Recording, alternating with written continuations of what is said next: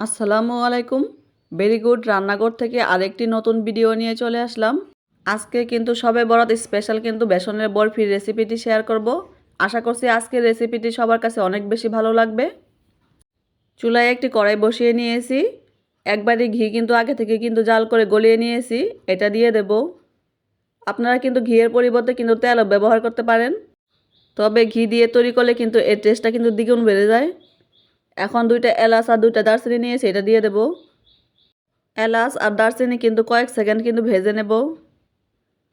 এখানে এক বাটি বেসন নিয়েছি, এটা দিয়ে দেব। এখানে কিন্তু চায়ের কাপের কিন্তু 2 কাপ বেসন আছে। এখন ঘিয়ের সাথে কিন্তু বেসনটা ভালো করে মিশিয়ে নেব। বেসন কিন্তু ঘির সাথে ভালো করে মিশিয়ে নিয়েছি। এখন চুলার আঁচ একদম কমিয়ে রাখতে হবে। চুলার আঁচ কমিয়ে রেখে কিন্তু 10 মিনিটের মতো কিন্তু এইভাবেই ভেজে নেব। অনবরত কিন্তু নাড়তেই থাকতে হবে, নাড়া কিন্তু বন্ধ করা যাবে না। নাড়া বন্ধ করলে কিন্তু বেসনগুলো পুড়ে যাবে আর বরফি খেতে কিন্তু একদমই ভালো লাগবে না। দেখুন ভাজতে ভাজতে কিন্তু ঘি কিন্তু উপর দিকে উঠে আসতেছে। আপনারা তেল কিংবা ঘি যেটাই ব্যবহার করেন না কেন একটু বেশি পরিমাণে কিন্তু দিতে হবে। যেহেতু এইখানে কোনো প্রকার পানি ব্যবহার করব না, এই কারণে কিন্তু ঘিয়ের মধ্যে কিন্তু বেসনটা ভালো করে ভেজে নিতে হবে যাতে কাঁচা গন্ধটা না থাকে। বেসন কিন্তু ঘির মধ্যে 10 মিনিটের মতো ভেজে নিয়েছি। খেজুরের গুড় আগে থেকে জাল করে কিন্তু গলিয়ে নিয়েছি, এটা দিয়ে দেব। আপনারা কিন্তু গুড়ের পরিবর্তে কিন্তু এখানে চিনিও ব্যবহার করতে পারবেন। একইভাবে কিন্তু চিনি শিরাটা আগে তৈরি করে নেবেন। এখন কিন্তু সামান্য পরিমাণে লবণ দিয়ে দেব। এখন গুড় কিন্তু ভালো করে মিশিয়ে নেব। গুড় দেওয়ার সাথে সাথে কিন্তু এটা ঘন হতে থাকবে আর ফুলে কিন্তু ডাবল হয়ে যাবে। দেখতেই পাচ্ছেন আস্তে আস্তে কিন্তু ঘন হয়ে যাচ্ছে।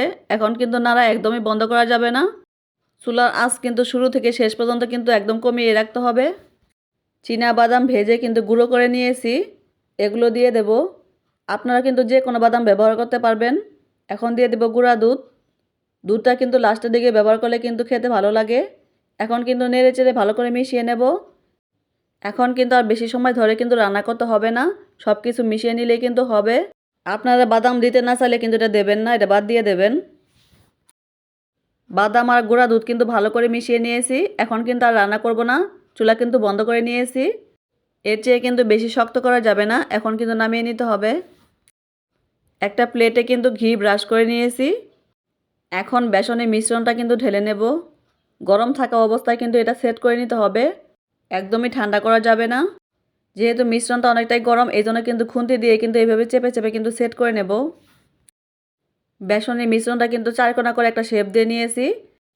চামচ দিয়ে কিন্তু উপরের দিকটা কিন্তু সমান করে নিয়েছি। এখন সাদা তিল কিন্তু উপর দিয়ে ছড়িয়ে দেব।